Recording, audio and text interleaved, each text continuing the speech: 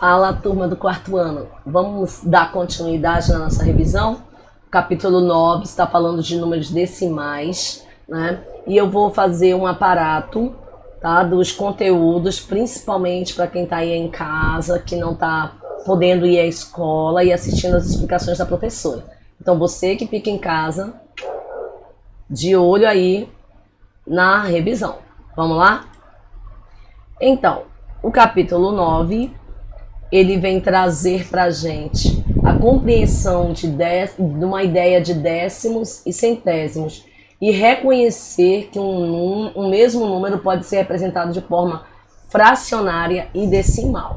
Tá? Bem como a gente estudou a representação desses números na reta numérica e agora a gente está relacionando, né, o real, né, ao décimo e ao centésimo como o centavo do real, e aprendemos também a trabalhar com as unidades de metro e centímetro dentro desse assunto, bem como a escrita desses números, né, e como fazer operações de adição e subtração utilizando números decimais. Então vamos lá? Aí no nosso livro ele traz essa imagem, né? Imagem essa que se refere a um supermercado, como vocês podem olhar, e ele destaca aqui pra gente o preço do quilo do tomate. E quanto é que é esse preço? R$ 3,09. Aqui na próxima imagem ele dá continuidade, né, a esse supermercado, que poderia ser o nosso DB aqui, o Carrefour, o Ataque, enfim. O supermercado aí que você frequenta com a sua família. E aqui na parte de hortifruti, ele traz mais plaquinhas com preços pra gente das mercadorias, ok? Aqui na próxima página ele traz uma história essa da jogadora Marta, ao qual ele vai trabalhar com vocês através dos metros e dos centímetros. Ele vai trabalhar os números decimais. Por exemplo, o número está relacionado a qual unidade de medida de acordo com o problema. Ele está trabalhando o metro, né? E aí ele mostra aqui para você. O círculo central tem 9,15 metros, né? De espessura da linha. A espessura da linha tem 0,12. O arco de escanteio tem 1 metro. Na área do gol, né? Após a área do goleiro, né? A área marcada para bater pênalti, tem 40,32 metros da distância até onde a área da trave que o goleiro fica. E assim ele vai mostrando para vocês a utilização dos números decimais. Aqui ele mostra para vocês que a maioria dos números acima tem em comum uma medida que utiliza o quê? A vírgula, né? E esse elemento de medida maior que 5 metros e menor de 5 metros que ele pede é a largura da pequena área, que é 5,5. Qual elemento que tem maior que 40 metros e menor que 50? Vocês iam ver que era o 40,32. A espessura, que tem a medida menor que 1 metro, é a espessura da linha de campo, que é 0,12. E ele mostra que os números escritos com vírgula são chamados de números decimais. Em seguida, ele traz uma atividade para fazer a representatividade entre a fração e o número decimal. Por exemplo, a figura aqui ao lado, ele pergunta para você, foi dividida em quantas partes? Se você contar, você vai ver que ela tem 10. Logo, que fração representaria essa parte pintada? 1/10. Né? A parte da figura fica 1/10. E ele diz que, quando uma unidade é dividida em 10 partes iguais, nós podemos representar cada parte na forma de fração ou número decimal. Por exemplo, 1/10, ele pode ser representado na forma de fração, ou 0,1, que representa 1/10 na forma de número decimal. Como é que você vai fazer isso? Vai fazer uma divisão. 1 dividido por 10 é 0,1. Ou você pode ainda, né, fazer essa representatividade aqui como ele está mostrando. Né? Como ficaria a figura 4/10? Ficaria 0,4. E aqui que eu tenho 1 centésimo, a mesma coisa, tá bom? Quando uma figura é dividida ou uma unidade é dividida em 100 partes iguais, né? Nós podemos representar no formato de fração assim, ou aqui você pode representar 0,01, ok? Inclusive eu já até enviei vídeos para vocês mostrando como é que faz essa divisão aqui, para chegar a esse resultado aqui. E assim ele veio, né? Fazendo aqui as representatividades nas atividades, né? Aqui no quadro você ia contar e depois ia transformar em número decimal, né? Se eu tenho só um zero, vai ficar zero e a vírgula mais o numerador. Se eu tenho dois zeros, vai ficar 0, e o valor do teu numerador, ok? Nesse caso, porque eu tenho 50. Porque se fosse 5 sobre 100, iria ficar 0,05, ok?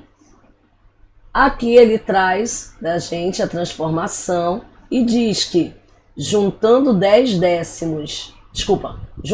centésimos, nós formamos um décimo. E juntando 10 décimos, nós formamos uma unidade.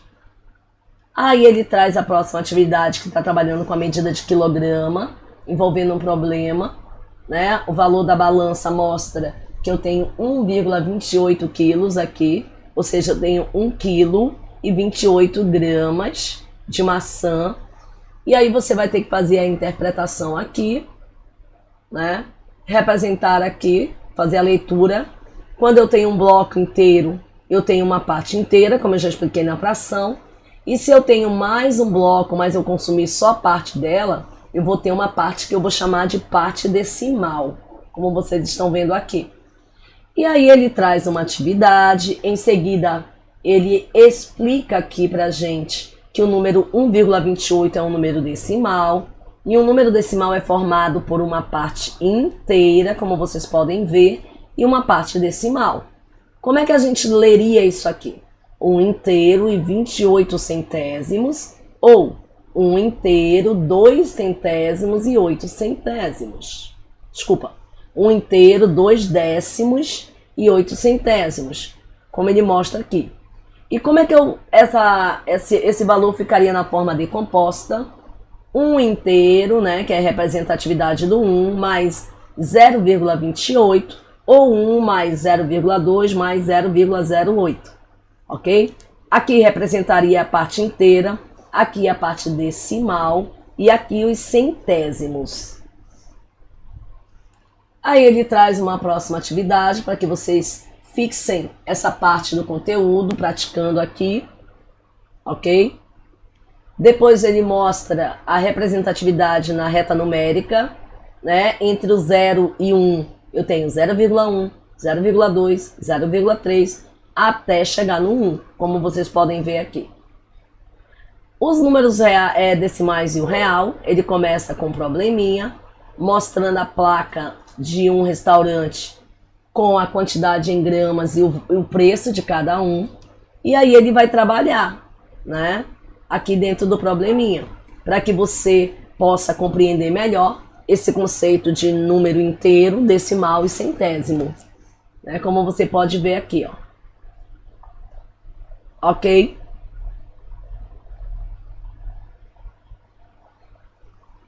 E aí ele traz pra gente o conceito de trabalhar o troco e o desconto, né? Por exemplo, se o quilo da comida era 45 e o cara pagou 11,25, né? Quanto será que ele consumiu? Se você olhar lá no gráfico, 11,25 equivale a 250 gramas, né? Uma parte interpretativa aqui.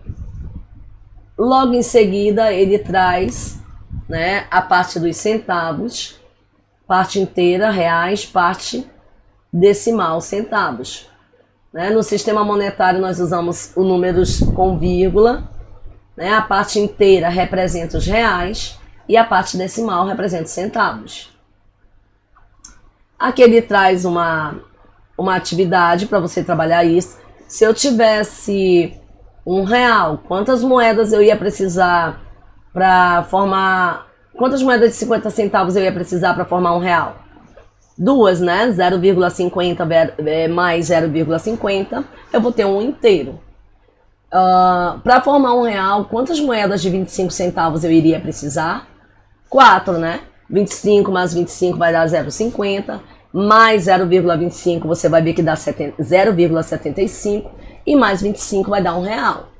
A mesma coisa para centavos e para 1 centavo, como vocês podem ver aqui. Aí o nosso livro chama atenção para dizer que para formar R$1 são necessárias 10 moedas de 10 centavos.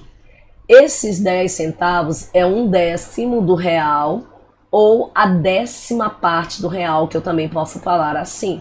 Então 1/10 do real é 0,1 do real. R$1, para formar R$1 são necessárias 100 moedas de 1 centavo, mas sabemos que 1 centavo é uma moeda que não circula mais, né? E aí ele diz pra gente que essas moedas deixaram de ser fabricadas pelo Banco Central desde 2004, porque não foi mais viável pelo valor que cada uma custava para o banco para ser fabricada. Eles iriam ter prejuízo, por isso resolveram tirar de circulação. E aí ele mostra que 0,01 centavo é 1 centésimo do real ou a 100ª parte, como vocês podem ver aqui. Ele traz atividade, né, para você praticar isso aí, dá uma olhada aí, você de casa, ver se você acertou. A página 171 ele vai trazer para vocês também a continuidade, ok? Para vocês transformarem. O gráfico também para utilizar. Ele dá continuidade na próxima página, trabalhando com troco, né? Que é o que o pessoal faz no supermercado, geralmente. Se a tua compra custou R$ 5,25 e você dá uma nota de R$10 para a moça, ela te pergunta se você tem 25 centavos. Por quê? Porque se você der para ela R$10,25, quanto é que ela vai voltar de troco para você? R$5, né? E isso é utilizado no dia a dia para facilitar o troco e a vida das pessoas que trabalham neste ambiente. Aqui ele traz utilizando a calculadora, né? Que eu acredito que vocês tenham feito em casa, para verificar como é que fica no visor, né? A atividade. E assim ele vai na próxima atividade, trabalhando o farol através de um probleminha, ok?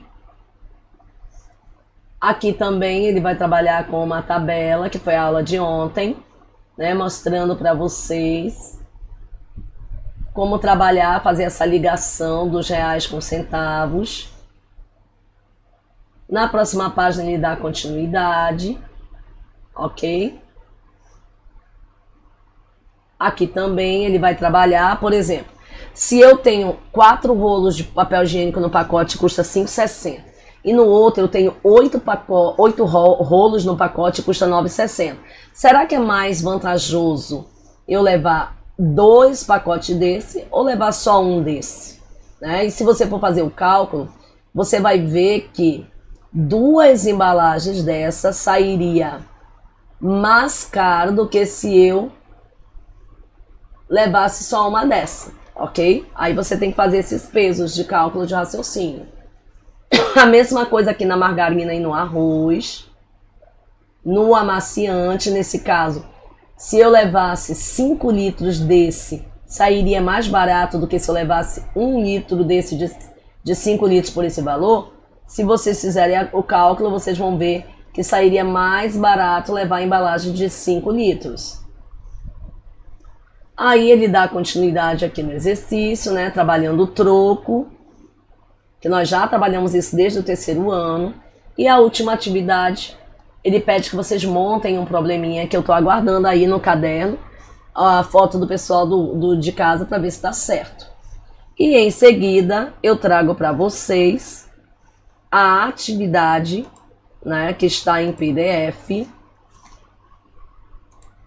onde vocês irão ter que fazer a leitura e a interpretação aqui dos sólidos, bem facinho. Aqui vão explicar a diferença e semelhança entre prismas e pirâmides. Aqui você vai fazer a leitura e interpretar aqui como é que ficaria essa imagem representando através das frações. A mesma coisa com o garoto com o cesto de frutas. Aqui vocês têm os problemas com frações para resolver. E aqui vocês vão trabalhar o preço do produto a partir dessa tabela, respondendo as questões que vão de A até G. Bem facinho aí, né não? Essa atividade. E aí, dessa forma, a gente fecha a nossa aula de hoje com as revisões dos capítulos que vão do 7 até o 9, onde a professora tem trabalhado a aula passada de sexta-feira. Beijo e até a próxima aula, se Deus quiser.